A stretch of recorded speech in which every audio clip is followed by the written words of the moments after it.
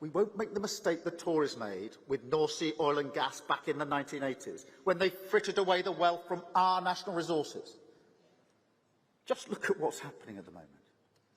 The largest onshore wind farm in Wales. Who owns it? Sweden. Energy bills in Swansea are paying for schools and hospitals in Stockholm. The Chinese Communist Party has a stake in our nuclear industry. And 5 million people in Britain pay their bills to an energy company owned by France. So we will set up Great British Energy within the first year of a Labour government. A new company. A new company.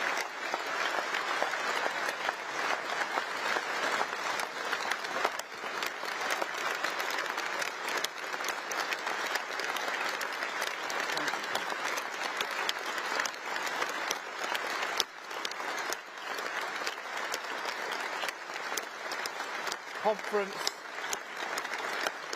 a new company that takes advantage of the opportunities in clean British power. And because it is right for jobs, because it is right for growth, because it is right for energy independence from tyrants like Putin, then yes, Conference, Great British Energy will be publicly owned.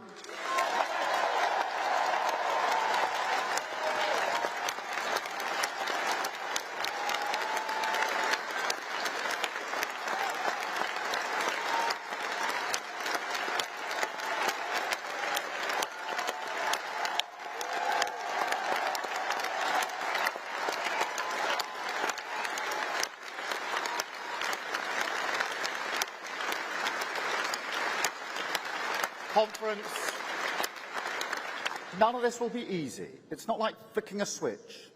It will mean tough battles on issues like planning and regulation. But when the Tories naysay and carp, remember this. The road to net zero is no longer one of stern, austere self-denial. It's at the heart of modern 21st century aspiration. Technology has turned everything on its head. Green and growth don't just go together. They're inseparable. The future wealth of this country is in our air, in our seas, in our skies. Britain should harness that wealth and share it with all. British power to the British people.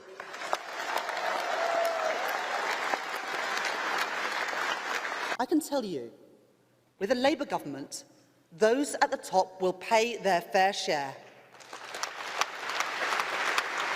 The 45p top rate of income tax is coming back.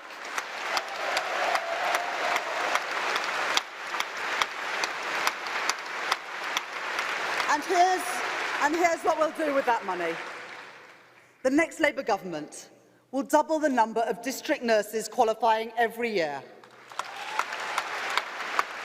We will train more than 5,000 new health visitors. We will create an additional 10,000 nursing and midwife places every year. More than that, we will implement the biggest expansion of medical school places in British history. You know, today the cost of solar and wind energy is 9 times less than that of gas. This is the defining truth of our age. This is the undeniable truth of our age. It is cheaper to save the planet than it is to destroy it.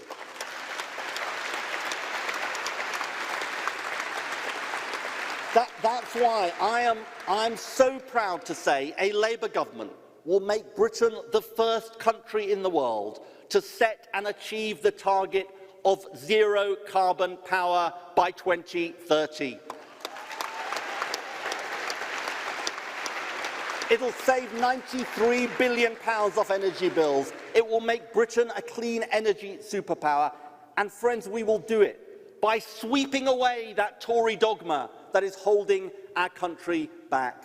It is within our grasp. Let's hear it for doubling onshore wind, trebling solar power, quadrupling offshore wind, tidal power, nuclear, hydrogen power, and all underpinned by the best investment we can make, £60 billion over a decade to insulate 19 million cold, drafty homes, saving £1,000 off bills, cutting carbon emissions, mobilising thousands of businesses, And yes, friends, led by our brilliant Labour local authorities up and down Britain. That's what I mean by an energy policy for the people and the planet. Look around today and ask who upholds our British values and our British institutions. It's not the Tories. Offended by their own bad press, and how shall I put it, one or two of Nadine Dorris's TV interviews which didn't quite go to plan, the Conservatives want to sell off Channel 4 and end the BBC as we know it, just as the rest of the world envies our renowned broadcasters.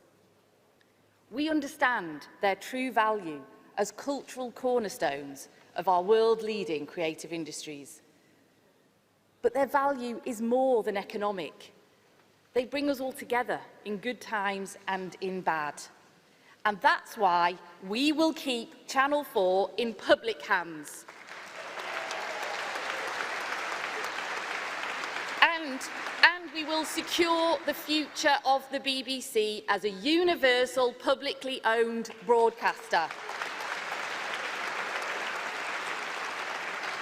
And what's more, we'll protect it from party political interference.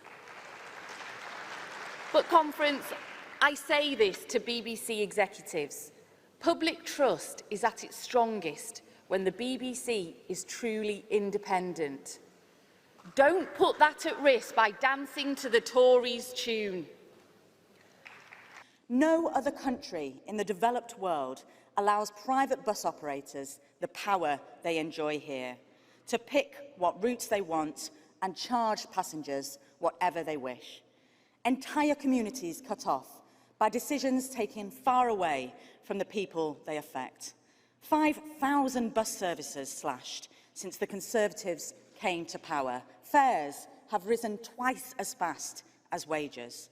And who relies on buses more than anyone else? The poorest in our society. This cannot go on. Things must change. And Labour in government will make sure they will. We will put the public back in control of the essential public transport they depend upon. We will give those communities that want it the power to set bus routes and fares, following the path set by our brilliant mayors. And we will end the ideological ban on areas establishing their own municipal bus companies.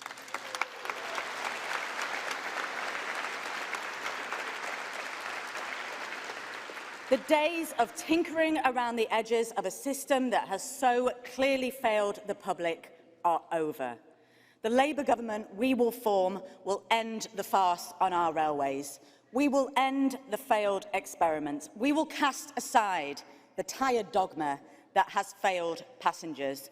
We will improve services and lower fares. And yes, Conference, Labour in power will bring our railways back into public ownership where they belong.